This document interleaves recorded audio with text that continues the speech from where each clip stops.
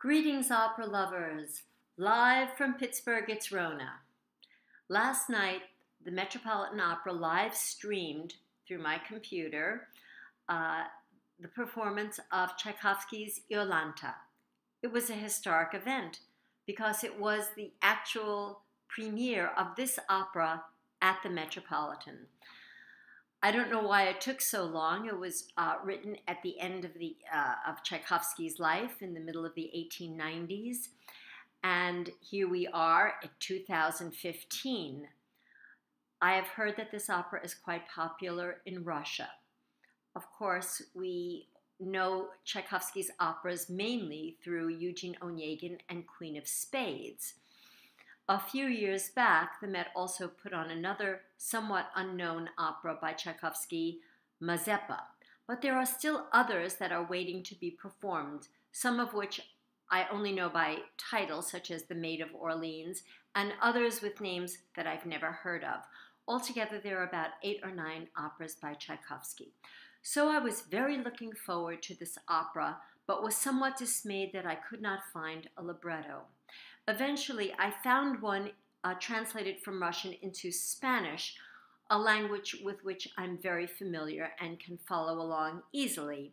And so I was able to listen to the opera completely with the libretto in hand. Although I must say, after doing so, so little happens in the opera, I'm not sure that I would have missed anything had I not had the libretto. So since this is not a standard repertoire opera, I'm just going to mention a little bit about the plot in case anybody who's watching this doesn't know. So Iolanta is blind from birth. She is a princess. Her father, the king, has sent her to live with another family, and she is to be raised without the knowledge that she's blind, that others can see, so that she does not know she's different from others. And then in the story, she realizes she's blind, then she's given a chance to regain her sight or gain her sight, and she does, and at the end she's very happy, she gains her sight and gets a husband. Okay, very nice. The opera started off, and I was full of anticipation because I love the music of Tchaikovsky so much.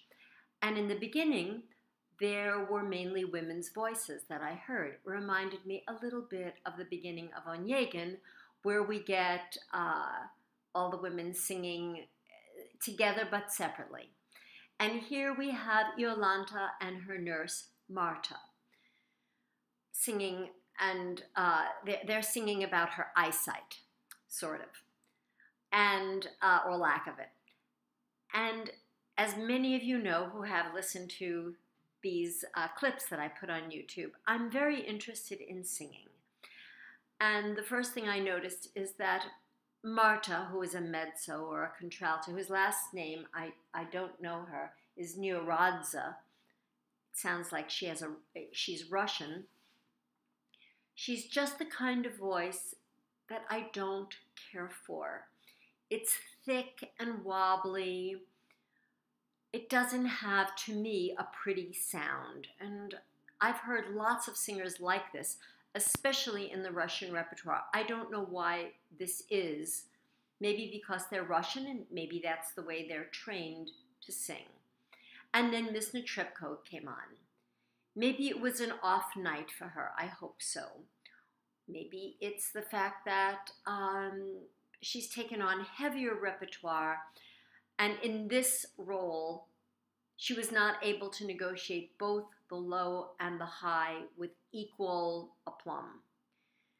In the beginning of the opera, she sings a great deal in the lower part of her register, and I thought she sounded strained, and her voice had a sort of white and unfocused sound. I didn't find it pleasing. I was kind of distressed.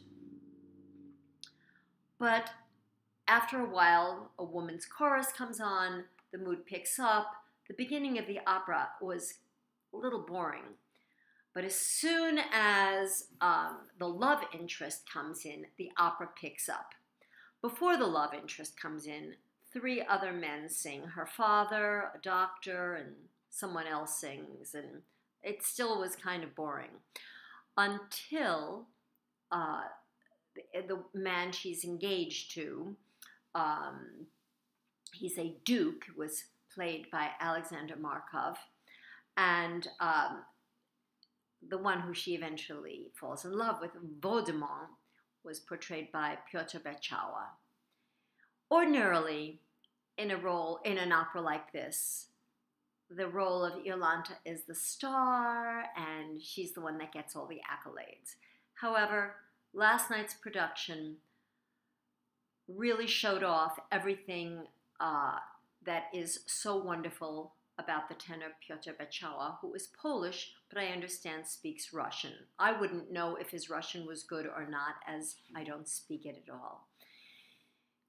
His voice, as always, was a wonderment of stylishness, excellent vocal production, beauty of tone, elegant phrasing. He's just an all-around package of what you would like to hear, especially in a role like this, a light tenor, very romantic. When he and Miss Netrebko sang together, that was also very lovely. Their voices blended well. As the opera goes along, the music picks up in beauty and intensity, and by the end, the music really has an overall thrilling effect. It's a little more than an hour and a half in length. I would like to see it. I only heard it last night. Of course, last night there was a very famous incident, now it's famous, that a protester somehow got on the stage of the Met and unfurled a banner protesting the Ukrainian situation. That was kind of disconcerting. I also heard some boos, and I also heard very tepid applause. I did not stay up for Bluebeard's Castle as it was beyond my bedtime, and I was tired. But I am going to see both of them in the HD production. I hope all of you have a great day, and I hope you all go to see the HD either live or for an encore production. Bye.